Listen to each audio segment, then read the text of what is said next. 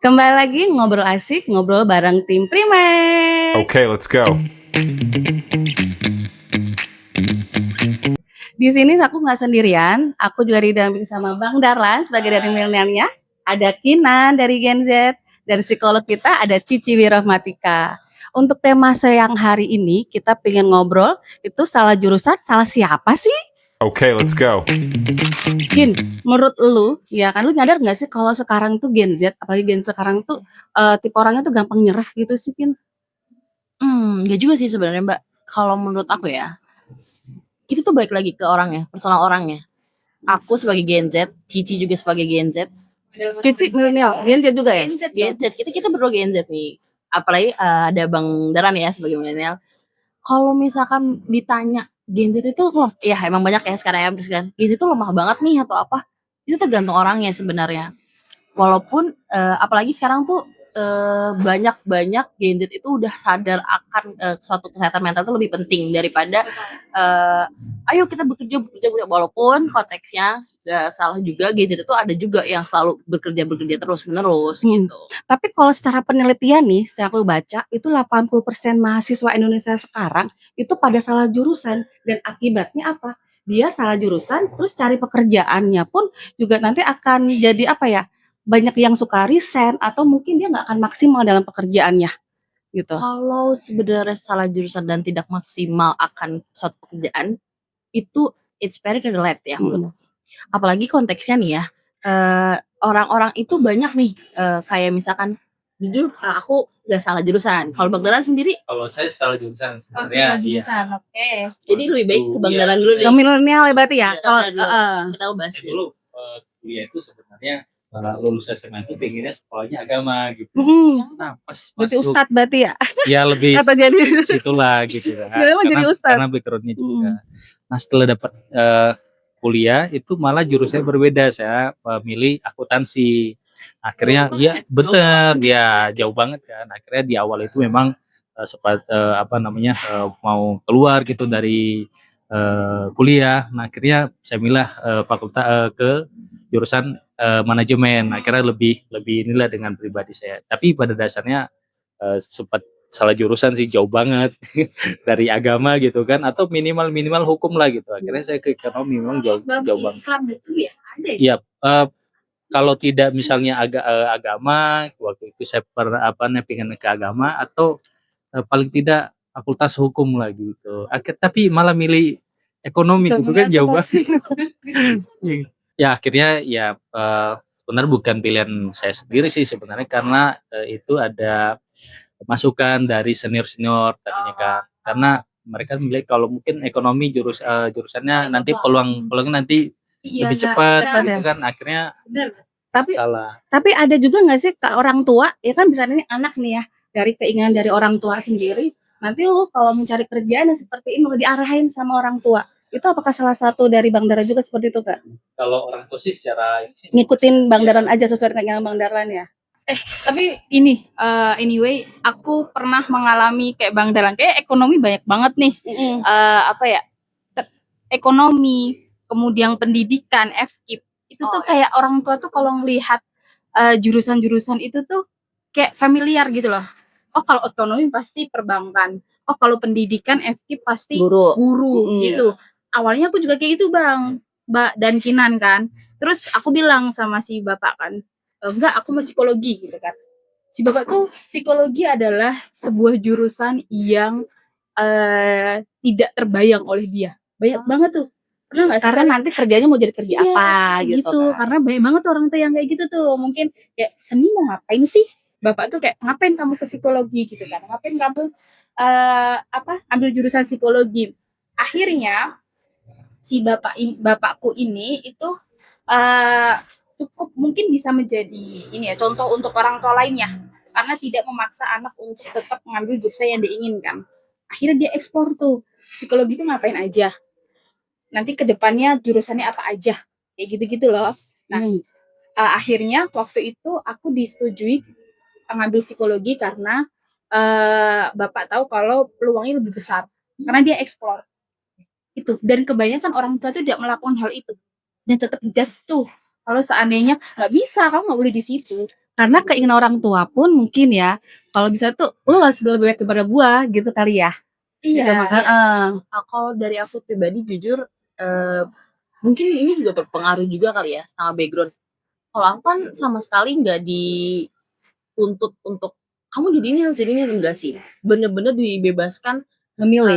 memilih dari kita pribadi sendiri. Kamu mau jadi apa? Kamu mau jadi apa? Kan sempet pernah ada kayak pengen jadi sebenarnya aku tuh udah tahu aku tuh sukanya apa. Tapi karena ada permasalahan di nilai hasil akhir. Dulu kan kita masih ada ujian, hasil akhir ujian kan. UAS, Iya, UN Udah nggak waktu ada itu. ya? Sekarang udah nggak ada. Itu kan nilai patokan kalau kita mau masuk sekolah kan. Nah, itu karena pas waktu itu aku tuh jarang belajar. Jangan turutin ya teman-teman.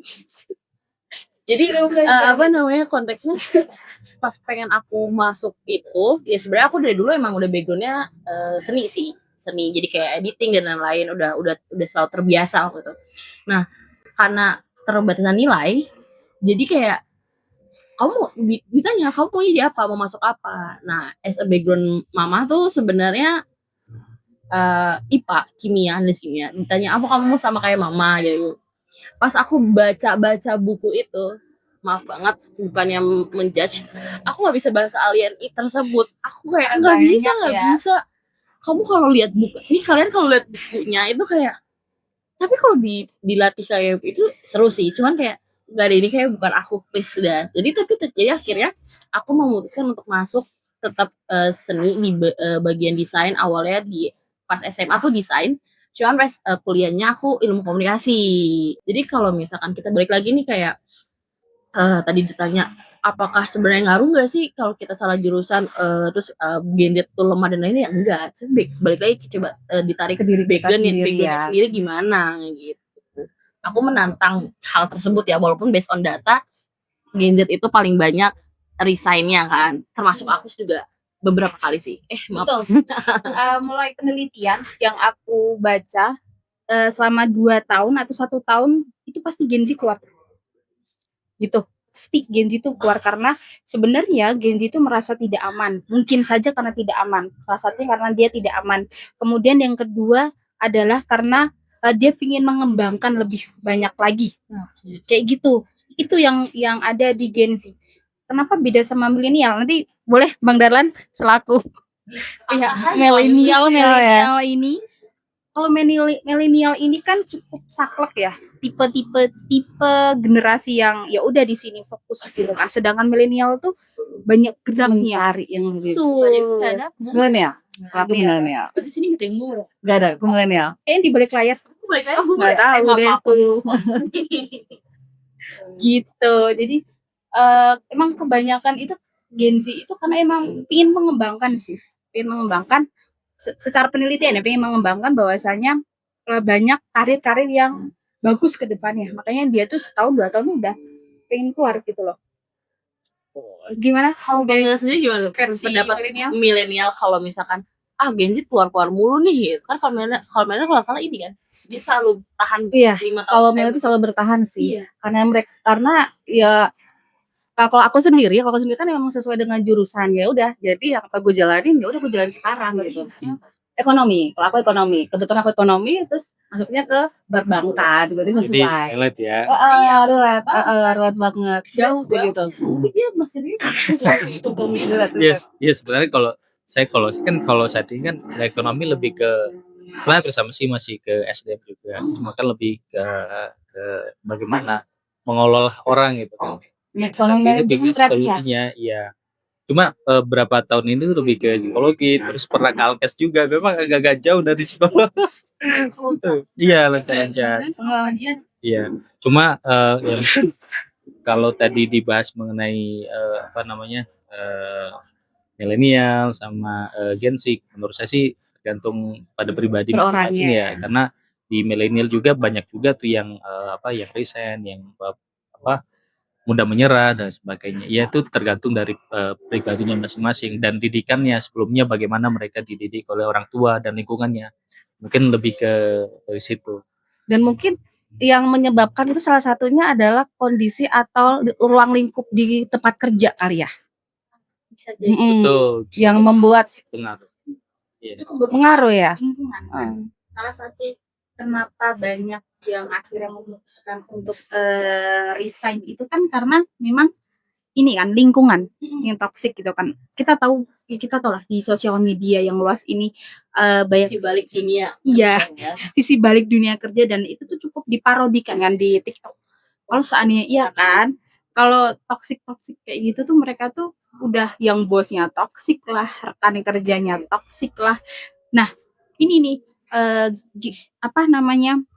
Gen Z itu tipikal orang yang fleksibel. Jadi kalau dia merasa itu tidak aman untuk dia, udah cabut gitu. Kalau nggak aman dia cabut. Tetapi kalau milenial itu tipe yang bertahan, fokus bertahan nyari solusi. Tapi nih ada di teman aku sendiri itu Gen Z, tapi dia tuh merasa apa ya, sedikit-dikit enggak, aku mau resign aja Mbak, aku udah nggak kuat segala macam gitu kan. Tapi kalau di milenial sendiri khususnya buat aku nih ya Mbak ya, mungkin dari kita ya, itu aku nanti kalau gue udah nggak kerja lagi, nanti siapa mau gaji gue gitu kan, siapa gue mau dapat uang dari mana, sementara kita kan butuh. Nah kalau kalau Gen Z itu kan ya udah deh, entar mikirnya nanti gitu loh, nggak mikir ke belakang. Iya. Iya nggak sih kayak gitu. Tapi wait, based on temennya Mbak Dew, itu ada background yang sebelumnya nggak sih, kayak misalkan kayak aku nih misalnya kayak aku mau resign nih, kan ada belakangnya kayak misalkan dia tuh ada permasalahan apakah satu divisi kah sama Mbak atau gimana? Satu divisi. Nah. Nah, itu mungkin yang pembahasan kita kali ini kali ya. Jadi situ salah jurusan, itu salah siapa itu Bang, bener sih. Itu terjadi sama Gen Z.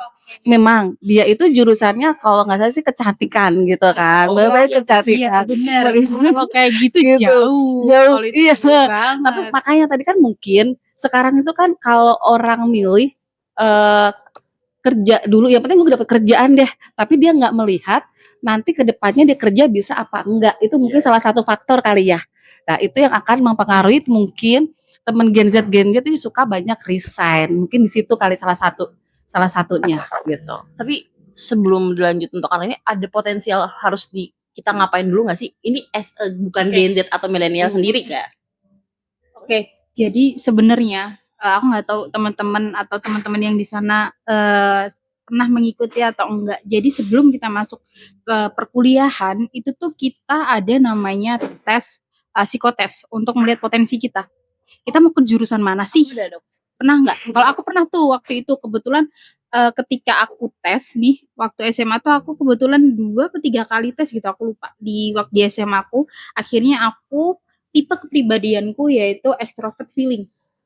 Tipe extrovert feeling kalau di jurusan apa aja itu tuh aku tuh masuk psikolog masuk, HR masuk, kemudian motivator masuk. Sebelum kita masuk ke jurusan, sebelum kita memilih jurusan itu apa aja, itu tuh ada tes psikotesnya. Apakah kalian basicnya itu ke seni kah? Atau ke perbankan kah? Atau kemana? Itu ada tuh, ada tesnya. Nah buat teman-teman yang merasa bahwa aku harus ke jurusan mana ya? Atau mungkin nanti saudara-saudaranya Mbak Dewi, Bang Darlan, atau Mbak Kinan, kayaknya aku cocoknya di mana ya Kak untuk kampusnya atau untuk ke jurusan apa tuh, bisa tuh tes psikotes dulu biar nggak salah jurusan. Jadi mereka udah paham apa yang harus yang dilakukan nantinya, mau ngapain aja, nguliknya untuk kerjaannya apa aja dia lebih gampang kayak gitu. Tapi mungkin kalau menurut saya ya, kalau yang ada tes psikotes itu untuk melihat nanti apa dia bisa ke jurusan mana, untuk mengambil keputusan dia di fakultas apa, jurusan apa begitu kan.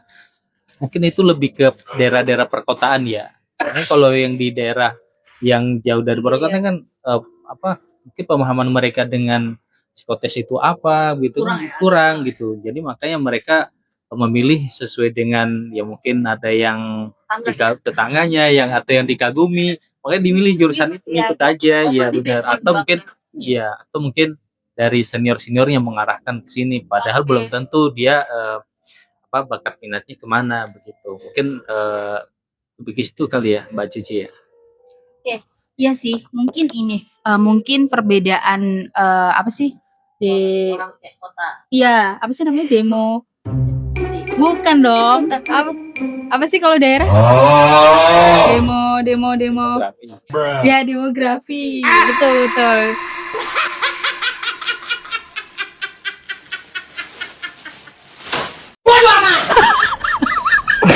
Itu kan tergantung demografi sih. Cuman untuk saat ini kayaknya cukup possible kalau seandainya tes potensi itu semua orang akan tahu. Aku punya based on adik kemarin itu sebelum dia menentukan dia mau IPA atau IPS itu dia melakukan asesmen. Mm-mm.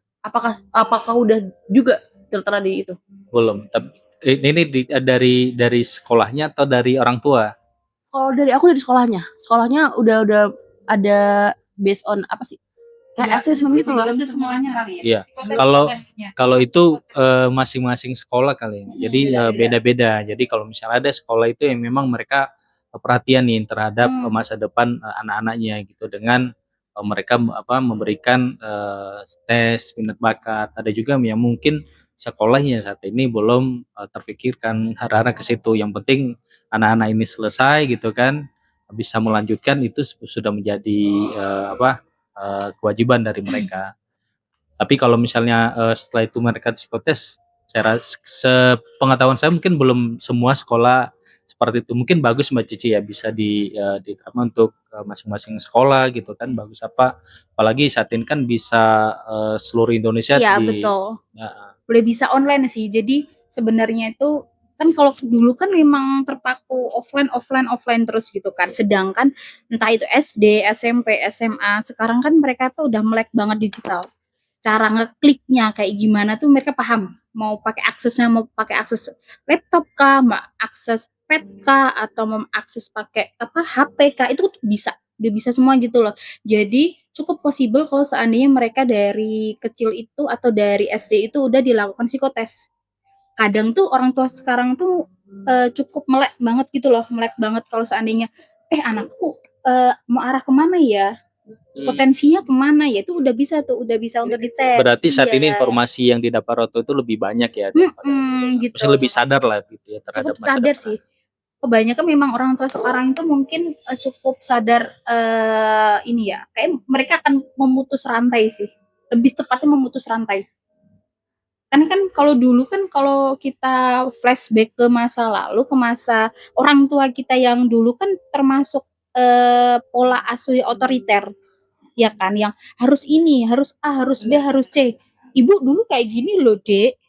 Bapak dulu kayak gini loh, kita bisa loh. Sedangkan harusnya kamu juga bisa. Nah, untuk sekarang kebanyakan itu orang tua itu melakukan pola asuh demokrasi. Jadi saling diskusi nih orang tua dan anak. Jadi pola asuhnya tuh lebih aware ke anak. Jadi dibebaskanlah anak untuk memilih kayak gitu. Cuman gini, kalau seandainya dulu anakku dites di sini IQ-nya 110, dites di sana IQ-nya 120. Ini pernah kejadian, guys. Pernah kejadian dulu aku bekerja di salah satu biro, protes dia orang tuanya. Dia anaknya pingin disekolahkan di SMA favorit. SMA favorit nilai IQ-nya harus 120 ke atas. Itu 120 itu udah di atas rata-rata. Tapi anaknya nggak mampu. Dia bilang ke sekolahnya kan, ke biro kami, bisa kok dia 120 gitu kan. Tapi kok kemarin tes terakhir kok cuma 110 atau 90 aku lupa gitu kan. Nah, kita tengok lagi apakah menggunakan alat tes yang sama atau enggak. Kenapa kok akhirnya nilai anak saya rendah gitu. Kita lihat dulu apa di hari itu kondisi anaknya bagaimana. Gitu. Jadi buat orang tua yang ingin melakukan tes psikotes buat anaknya dilihat apakah anaknya itu possible melakukan tes di hari itu, sehat atau enggak, cukup tidur atau enggak, makannya cukup atau enggak di pagi itu untuk melakukan tes. Itu akan mempengaruhi karena kan konsentrasi kan, harus fokus. Nah, itu mungkin aja akhirnya berdampak ke hasil nilai yang kurang. Oke, menarik sih yang tadi pembahasan yang IQ itu. Cuman aku agak sedikit ngeganjel nih, kayak misalkan apakah berpengaruh banget gak sih, kayak misalkan nih kita udah asesmen, udah segala satu menurut kita udah fokus dan lain-lain, hasilnya itu berbalik dengan apa yang kita inginkan. Kayak misalkan contoh, aku tuh pengennya masuk ke sini, tapi based on assessment yang udah dikerjakan, itu tidak ke arah sana. Apakah nanti ngaruh gak sih kayak kayak kita masuk ke dunia pekerjaan tuh kayak sedikit-sedikit jadi kayak tidak kayak kayak tadi temannya Mbak tidak sesuai dengan ini, jadi kayak merasa tantangannya itu nggak sesuai apa ya, kan kalau yang based on jurusannya itu kan dia langsung nih, wah ada permasalahan selesaikan gitu. Kalau ini kan dia udah beda dan asesmen juga sebenarnya nggak ke arah sana, jadi kan susah nih ini kayak gimana? Akan tekanan kah atau gimana? Oke, jadi itu jurusan waktu di SMA berarti ya? Antara pilih IPA dan IPS atau gimana? Sebenarnya ya mungkin kalau bisa di IPA kok di IPA, kalau misalnya SMA mungkin IPA IPS kali ya, harusnya di jurusannya IPS tapi dia tuh pengennya di IPA gitu misalkan. Oke, kita tarik dulu waktu dia di zaman IPA dan IPS ya. Jadi gini, ketika akhir hasilnya adalah IPS tapi dia tetap di IPA, apakah nantinya dampaknya ketika dia bilang nggak aku tetap IPA deh, bisa dong negosiasi sama guru. Kita kan nggak tahu tuh negosiasinya bagaimana dengan guru. Terus akhirnya si orang ini masuk ke IPA. Kita lihat karena hasil tes ada menunjukkan dia IPS. Terus dia masuk di IPA. Beban di IPA itu lebih berat, nyatanya lebih berat daripada IPS kan. Karena hitungan, segala penghafalan segala macam. Nah, ketika nantinya ketika dia di IPA belum tentu dia bisa mengikuti itu. Walaupun dia Bisa. walaupun dia bilang gini, bisa kok aku bisa, tapi mungkin bebannya akan lebih berat mengerjakannya atau melaksanakan daripada teman-teman lainnya. Nah, udah tuh IPA IPS kan. Kalau seandainya mau dites lagi untuk pemilihan minat, itu juga kelihatan tuh nanti. Misal dia tes kepribadian, entah itu nanti kepribadian dia apa, entah itu extrovert feeling kah atau yang lainnya. Itu kelihatan tuh jurusannya apa aja. Nah, disesuaikan dulu sama minat bakatnya dia. Gitu. Oke, berarti dari kesimpulannya di sini tuh bukan masalah di generasinya ya, entah itu generasi Z atau generasi milenial, tetapi dengan potensi dirinya ya, potensi diri yang ada di individu tersebut. Iya, harus gitu. sebenarnya gini. Kita kan sudah melakukan tes potensi, kompetensi atau lainnya, tapi seberjalannya waktu itu akan bisa berubah tuh. Terkadang. Karena ilmu kan selalu baru ya. Entah itu ikut workshop, entah ikut pelatihan, entah itu ikut kegiatan-kegiatan lainnya sosial atau apa, itu kan masuk ilmu tuh. Mungkin akan melenceng kok. Banyak temanku yang dulu aku tes kepribadian tuh aku extrovert, aku introvert, tapi ternyata extrovert tuh dia, terus dia jadi introvert. Perjalanannya waktu itu ternyata ada beberapa kejadian atau peristiwa-peristiwa yang akhirnya membuat dia jadi introvert. Itu berdampak tuh. Pun tadi jurusan tuh bisa jadi gitu. Ada perubahan, makanya kenapa psikotes atau assessment center itu selalu dilakukan 1 atau 2 tahun lagi. Gitu. Misal Mbak Dewi udah bekerja, psikotes atau assessment gitu kan. Akan dilakukan lagi tuh 2 tahun lagi. Akan ada perubahan. Pasti akan ada perubahan. Entah itu dari nilai IQ-nya, entah itu dari kepribadian, entah itu dari sikap kerja, pasti ada perubahan. Mungkin dari Milenial dulu kali ya. atau luang. Sebenarnya kalau dibilang minatnya sama peluang saat ini atau mungkin yang dulu memang dicari itu yang peluang. Jadi di mana peluang yang besar, itu yang diberikan gitu kan, yang diberikan lamaran terus yang dijalani. Nah ini pengaruh juga sama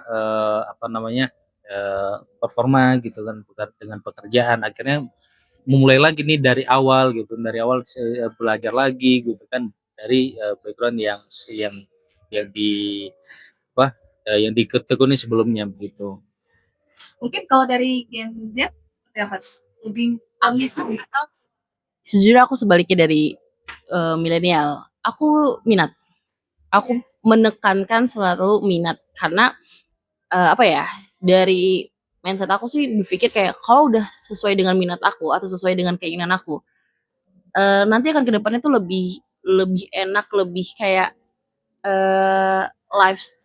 bukan lifestyle kayak sesuai dengan jadi nggak terlalu banyak beban atau tekanan gitu. Walaupun dunia kerja kan pasti ada ya beban naik turunnya, wow gitu kan, amazing gitu. Tapi tetap tetap minat sih, karena kalau misalnya kita udah ngerjakan sesuai minat, kita jadi seneng aja kayak, "Ya ini kan udah based on gue nih." Tapi balik lagi, sekarang kan pekerjaan agak sulit banget ya teman-teman ya. Maaf banget sih. Uang nggak ada ya udah coba dulu lah. Iya, walaupun masih ada sedikit minat nih, kita agak menyelenceng, pasti masih ada minat nih. Ya udah, peluang itu aku ambil dulu. Tapi siapa tahu kayak, "Wah, ini aku banget nih." Gitu.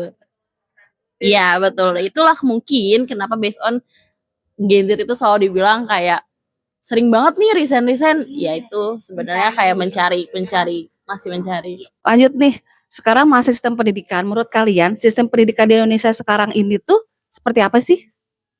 Mungkin dari milenial dulu.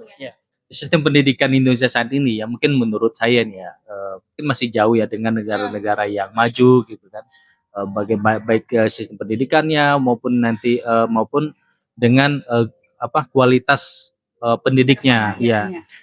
Pernah saya lihat itu di yang di sosial media gitu kan, ada ya memang kejadian bukan hanya di sosial media yang realitanya gitu kan, banyak yang tenaga pendidik itu tidak sesuai dengan jurusannya. Nah, bicara lagi sama yang ya topik di awal tadi. Misalnya gurunya ini fisika. Nah, karena dia fisika tapi masuk juga tuh BPKN juga dia, seni juga masuk ini semua. Akhirnya pemahaman dia sebagai basic dia sebagai fisika mungkin ketika dia mengajarkan mungkin IPS atau mungkin biologi itu nggak masuk ke ke anak-anak didiknya sehingga kualitas yang didapat peserta didik atau murid-murid itu tidak sesuai yang diharapkan gitu. Nah, belum lagi ya mungkin masalah fasilitas pendidikan yang kurang memadai dan lain sebagainya. Terus kalau menurut Gen Z sendiri seperti apa? Sebenarnya pendidikan untuk saat ini sih memang tertinggal dibandingkan di negara-negara yang lain nih kan. Cuman dibantu juga, bukan dibantu sih, tapi lebih ke arah masyarakatnya juga literasinya juga amat sangat kurang gitu, kurang banget. Gitu ya. Literasinya kurang banget gitu, sama dibantah lagi oleh AI. Halo AI. Kalau kalian di sini memakai AI, aku sesuatu pribadi untuk pakai ya, betul. Makanya kayak udah literasinya rendah, terus dibantu banget jadi makin simple lagi karena ada AI. Apapun sih yang kita inginkan tuh selalu gampang kalau ada AI kayak, aduh apa nih AI selalu menjawab atau apa. Jadi kayak mungkin di situ juga ngaruh banget sih ke arah untuk perkembangan anak-anak zaman sekarang atau kita bisa disebut sekarang udah masukin alpha sama beta kan. Kalau dari sisi psikologisnya mungkin? Oke, jadi kalau di Indonesia sendiri sebenarnya lebih ke IQ aja gitu loh. Sedangkan secara psikologi itu ada namanya multiple intelligence. Jadi ada beberapa kecerdasan. Jadi kan nggak cuma kecerdasan secara kognitif, tapi ada kecerdasan secara emosional, kemudian ada interpersonal dan lain sebagainya gitu kan. Secara verbal itu kan juga harusnya orang tua di Indonesia bisa fokus tuh ke situ karena kebanyakan orang tua di Indonesia itu masih fokus ke akademik, tidak melihat ke sistem non akademiknya nih. Jadi kayak yaudah anak tuh harus peringkat 1, pokoknya harus masuk 3 besar kayak gitu kan. Padahal si anak ini basicnya bukan di akademik. Ketika diulik lagi ternyata dia bisa di gambarnya lebih bagus, kemudian ketika olahraganya lebih jago, entah itu main bola atau lainnya. Nah itu seharusnya yang dilirik juga oleh orang tua karena memang tidak sepenuhnya apa-apa itu terkait akademik dan kognitif. Karena ketika tidak sesuai passion-nya anak, itu anak akan memberontak gitu loh. Karena dia tidak suka tuh dengan hal-hal yang di luar jangkauannya dia. Kayak gitu. Nah, akhirnya berdampak ke kesehatan mental dia juga. Karena sebenarnya dewasanya kita itu berpengaruh dari masa kecil kita dulu.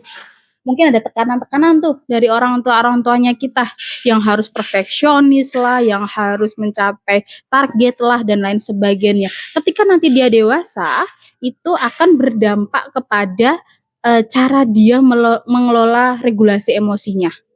Gitu. Ketika misalnya dari kecil dia udah harus juara satu, harus perfeksionis, harus mendapatkan nilai yang bagus, harus ini, harus itu, dituntut achieve terus tuh. Ketika dia dewasa nanti, ternyata ada momen di mana dia tidak achieve. Pasti turun, pasti dunia tuh stresnya tuh lebih parah daripada orang-orang biasanya. Bisa jadi, sangat bisa jadi. Jadi aku punya satu klien di mana ternyata dari kecil itu dia memang dituntut untuk berpendidikan tinggi sama orang tuanya, dituntut untuk menjadi juara satu karena kakaknya pinter. Nah ini biasanya nih, yes, betul, sangat mempengaruhi karena dia merasa bahwa dia insecure sama dirinya sendiri, dia nggak bisa banggain orang tuanya, dia nggak bisa achieve dengan apa yang diharapkan orang tuanya. Akhirnya dia tuh IQ 122, di atas rata-rata, tapi dia nggak bisa ngerjain skripsi karena dia takut, karena dia khawatir dia nggak bisa ngerjain. Sampai akhirnya ada momen dia bilang ke aku, ini buat kamu yang nonton, dia sekarang jadi pramugari BTW, salah satu maskapai terbesar di Indonesia. Dia kemarin ngechat, Mbak sekarang aku jadi pramugari, dia bilang gitu, dia ngechat aku. Padahal waktu itu dia aja mau ketemu dosennya aja takut, khawatir. Terus dia sampai bilang gini ke aku, kalau aku seandainya konsultasi ke dosenku, berarti aku bodoh dong Mbak, berarti aku nggak pinter dong Mbak, dia bilang gitu. Dia bilang ke aku kayak gitu. Terus aku bilang, kamu tahu nggak, dosen kamu itu adalah salah satu fasilitas yang ada di kampus dan kamu membayarnya. Aku bilang gitu. Jadi manfaatkanlah fasilitas itu. Akhirnya dia datang. Tapi ketika dia mau datang, apa yang dia lakukan? Dia potong rambut terlebih dahulu. Untuk Cemas. Karena dia pakai jilbab. Enggak, dia pakai jilbab. BTW dia pakai jilbab karena cemas. Itu yang dilakukan. Khawatir. Pelepasan emosinya seseorang kan beda-beda. Ada yang mukul, ada yang nyayat. Ini apa sih? Tangan kayak gitu, tangan. Yes, kayak gitu. Ada yang potong rambut, kayak dia potong rambut. Itu adalah salah satu cara dia untuk pelepasan emosi. Ketika kita nggak baik-baik aja, sebenarnya tubuh itu ngasih sinyal. Kenapa bisa begitu? Jadi, pertama kali yang berproses adalah otak. Misal ada stimulus nih, kalau kamu merasa ada tekanan, kalau kamu merasa ada ketakutan, itu masuk ke otak. Nah, otak ini nanti itu masuk ngasih ke kelenjar pituitari. Kelenjar pituitari itu adalah kelenjar yang mengelola hormon. Nah, dari kelenjar pituitari ini dilemparlah ke kelenjar adrenalin yang akan mengolah stres, mengolah tekanan. Nah, dari kelenjar adrenalin ini ngasihlah ke hormon adrenalin dan kortisol. Nah, dari dua hormon itu dia menyebarkan perasaan tekanan, perasaan takut itu ke seluruh tubuh, ke aliran seluruh tubuh. Makanya kenapa kalau seandainya kalian merasa cemas, sakit perut, ngerasain nggak? Kalau seandainya kalian merasa takut, tiba-tiba kalian keringetan, gitu. Jadi sakit kepala. Iya, sakit kepala. Mungkin Bang Del punya pengalaman kayak gitu nggak, Bang? Tiba-tiba overthinking tuh, jadi pusing gitu. Kamar mandi Bang. Nah, Bisa jadi ya. iya kan? Mungkin bisa kayak gitu. Mungkin kamu ada pengalaman atau Mbak Dia ada pengalaman yang kayak gitu atau enggak? Aku pernah sih. Lebih ke vertigo kambuh. Ternyata itu di usut-usut tuh pertama gara-gara asam lambung. Tapi pas dilihat asam lambung tuh kalau ditanya, kan asam lambung tuh kan makan telat dan lain. Ternyata enggak juga. Ternyata kepikiran atau banyak banget beban atau apa itu juga ngaruh tuh ke asam lambung. Nah, jadi korelasinya ke vertigo kambuh waktu itu. Stres itu kebanyakan kemarin juga konsultasi bukan karena pola makan, tetapi karena bawaan stres itu, makanya asam lambung aku tuh naik kayak gitu sih. Ya kalau mungkin merasa khawatir itu lebih sering ke toilet kali ya. Karena pencernaan kali ya. Oh, berarti Abang di pencernaan.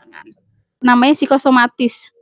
Gitu. Jadi di kondisi di mana teman-teman ketika nggak baik-baik saja fisik yang terkena, yang kena gitu. Dan mungkin Gen Z banyak ya yang mengalami psikosomatis itu gitu.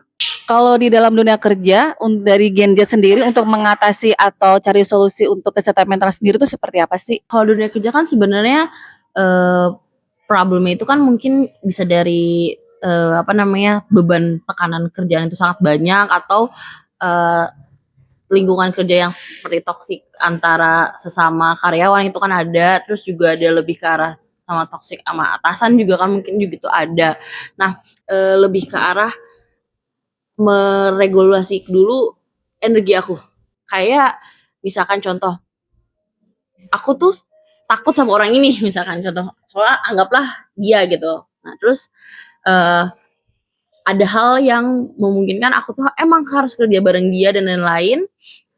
Itu gimana nih, kan itu kan memicu banget stres dan wah itu bener-bener kayak aku aja bangun aja takut, bener-bener bangun aja takut, ngelihat HP WA aja itu bener-bener takut. Itu tuh nggak baik sebenarnya buat aku, kayak masa ya sih setiap harus bangun harus bener-bener kita takut, bener-bener buka HP aja tuh kayak takut, kayak ya elah cuman ada orang ngechat doang kayak hai atau cuman nanya doang ini, itu tuh aku malah kepikiran ini gimana ini gimana, karena aku juga akhirnya mengetahui hal itu tidak baik, akhirnya aku tuh memutus untuk selesai waktu itu. 2 sampai 3 bulan tuh nggak ngelamar kerja. Orang-orang mungkin taunya aku ngelamar kerja ya, cuma tuh enggak, aku bener-bener stay di kosan waktu itu dengan sisa tabungan aku.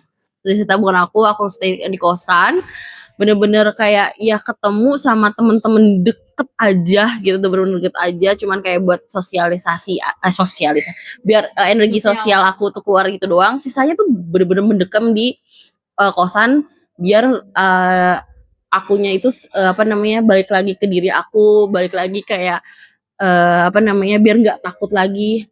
Akhirnya cara penanggulangan aku tuh ya udah selesaiin dulu untuk faktor kecemasan itu apa dan lain-lain. Oh ternyata di sini ya aku balik lagi kan yang tadi kita itu dibahas di depan untuk masalah toksik dan lain-lain, dan Gen Z selalu resign gitu-gitu, ya mungkin karena kesadaran juga kayak masa sih kita hidup sesingkat ini kita harus dengan penuh kecemasan, dengan penuh apa sih namanya, hidup dengan ketakutan, tekanan, dan itu tetap ya dunia kerja itu kan pasti ada aja beban dan lain-lain, cuman tidak sampai itunya gitu.